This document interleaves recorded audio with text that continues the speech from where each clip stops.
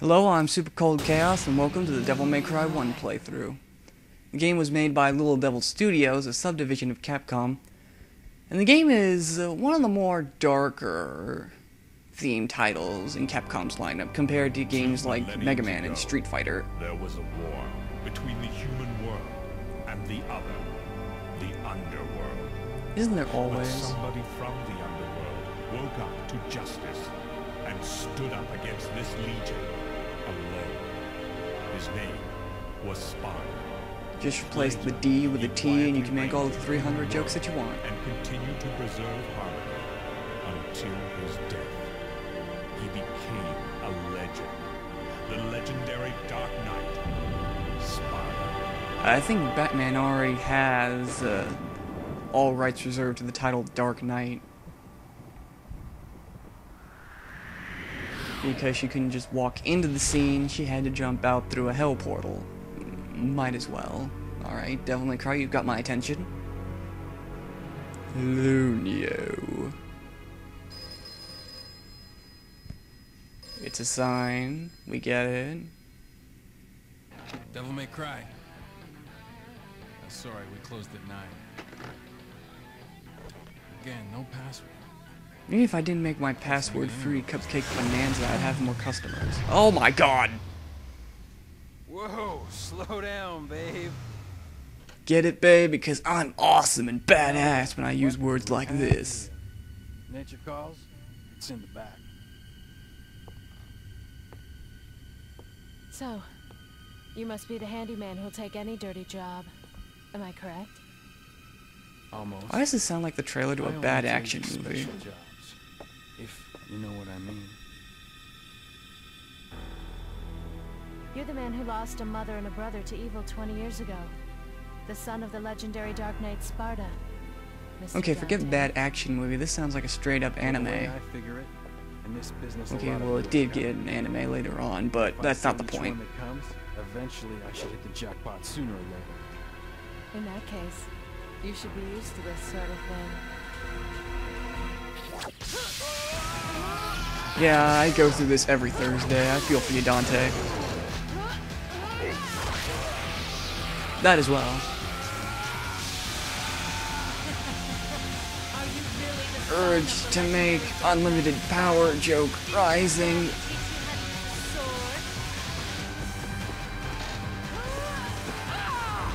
Sword. Time to go to work, guys. I would talk about how physically impossible that is, but it's a game about demons and half-demons, and Even as now a that I think about it, it child, sounds a I lot like had Inuyasha. There's demonic blood in me. What strength?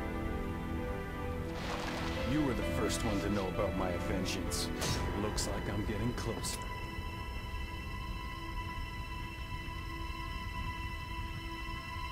Okay, pull the It trigger. seems that way, but I'm not your enemy. My name is Trish. I came here to seek your help, to put an end to the underworld. What?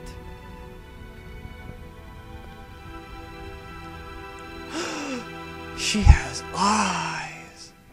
Oh, and she looks like his mother. That's not important or anything like that.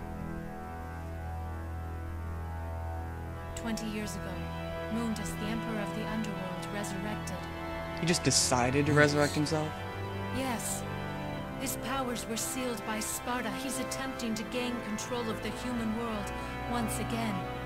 He has been preparing to open the gate on Malay Island. When you just read it, it sounds like it should be pronounced Mallet Island. What, was he trying to get Ile de la Morta, but they were busy filming Pirates of the Caribbean? Oh well.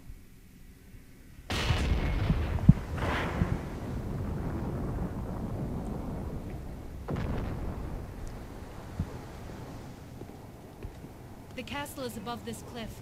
Come on, let's go! Well, I could jump like that too if I wanted to. Oh my god, first part of a playthrough and it's not all cutscenes. Alright, so I guess I should get into gameplay. Of course, as you would expect, moving around, analog stick. The camera is actually fixed, so it might get a little difficult when it comes to platforming and whatnot. You jump with the triangle button, oddly enough. And you can double jump if you're right next to a wall and you hit the triangle button again. Blue fragments, or blue orb fragments, will eventually upgrade your health when you get 4 more. And here into the castle we begin our first mission. Just your basic mission to get into the swing of things. Unfortunately, since we don't have any ways to buy upgrades, we can't upgrade at the beginning of this mission. Now, oddly enough, this game was actually meant to be a Resident Evil spin-off. The company, or the subdivision I talked about, Little Devil Studios, actually went to a old castle looking for ideas on what the next Resident Evil game was going to be like. But they thought that their idea kind of deviated away from the Resident Evil series, so they decided to make a completely different game, and that's where this came in. Now what you want to do in this mission is you want to collect as many red orbs as you can. Red orbs are used to purchase upgrades and items. And like I said, blue orbs, when you collect 4, will upgrade your health. You can also hit the X button on random things, and Dante will make silly side comments about them, like in a Resident Evil game.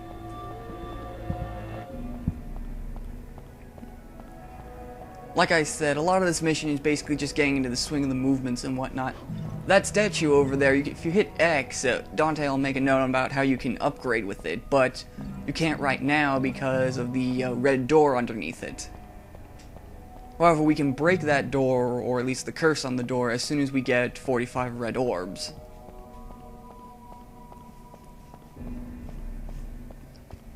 The game was made in 2001, and you may already notice that it seems a little dated compared to other Devil May Cry games, most notably Devil May Cry 4.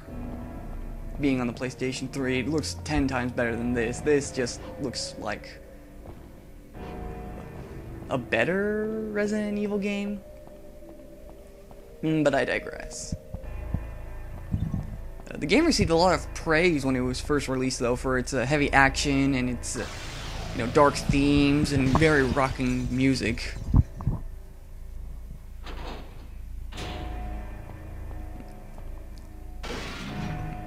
Now, here, I should probably explain that you can swing your sword by pushing the circle button. Right now, we have one of the weaker weapons, the Force Edge. Cough, cough, seen again in Devil May Cry 3, but that's beside the point. As you would expect, continuously pushing the circle button will cause you to swing your sword in different combos. However, if you, with different movements of the analog stick, you can pull off different sword combos to do max damage and whatnot.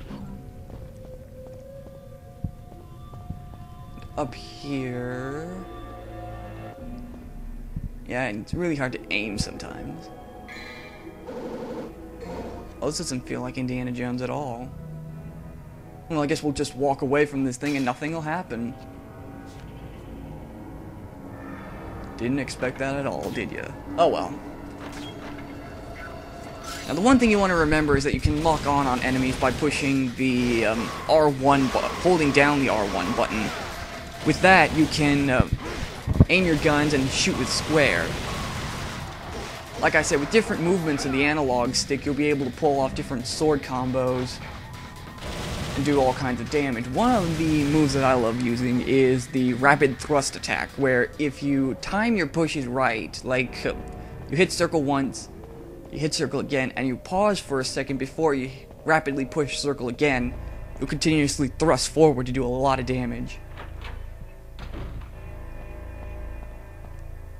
And with the rusty key, we can go out to the main hall and go through this door over here.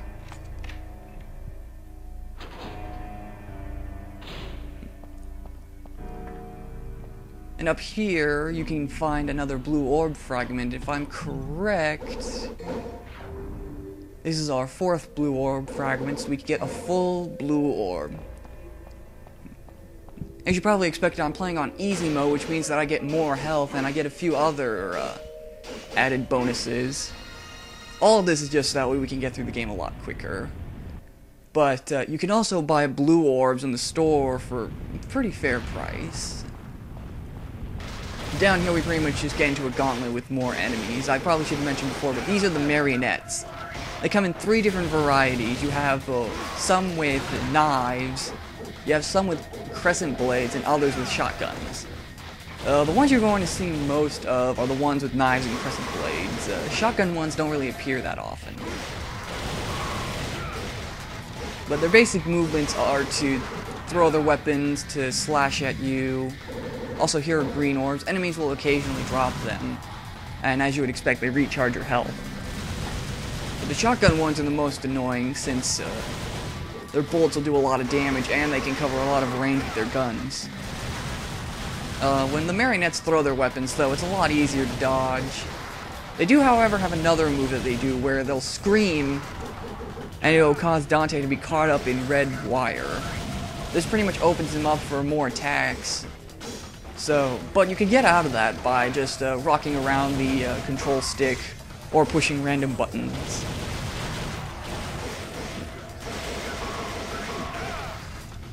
You also notice that right next to the health bar, there seems to be like a grade with dull, bra, I think was one of them, something like that, awesome, etc., and stylish.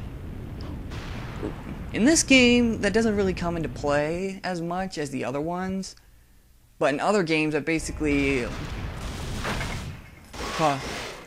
it improves your final ranking for the mission. Once we go through this final encounter, we'll be done with this first mission and this first part. The marionettes are going to be the most basic enemies you come across, and they'll take the most abuse. But they're pretty easy to take down, just as long as you know when to dodge them. Another combo I like using is the lift-off attack, I like calling it. Where if you aim at an enemy, push in the opposite direction that you're facing, and then hit circle, you'll be able to swing upwards, causing them to fly up into the air. And once we go through that door, we'll be finished with the mission. Now, the way your mission is ranked is based on the number of red orbs you get along with the clear time. The letter grade will also determine how many red orbs you get at the end of the mission. And our grade for this mission is, let's see, a pretty basic one. I want to thank you for watching, and next time we'll go further into the castle and get some new equipment. See you later.